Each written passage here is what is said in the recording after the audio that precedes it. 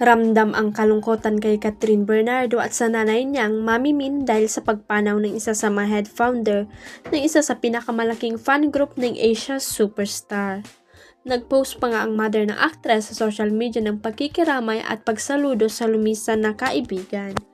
Nung magkasintahan pa kasi sina Catherine at Daniel ay active ang yumaong si Tita Chi Sangil at doon niya nabuo ang Catherine Daniel Katniel o Solidarity Community Fan Group o KDKN Solidarity na naging Kind Cat official nang magiwalay ang Katniel Live Team.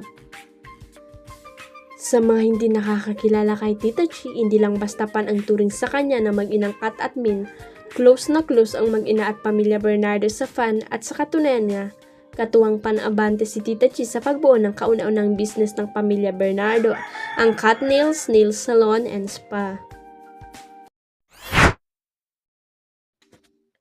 Para kay Lulit Solis, mukhang may kakaiba kay Kailin Alcantara, kaya lagi nitong nakakabanggang ina ng kanyang mga nagiging boyfriend.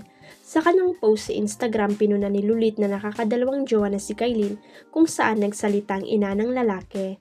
Mukhang may something si Kailin bakit every time nagkakaroon siya ng breakup meron issue at lagi ng mga mother na naging boyfriend niya ang nagsasalita.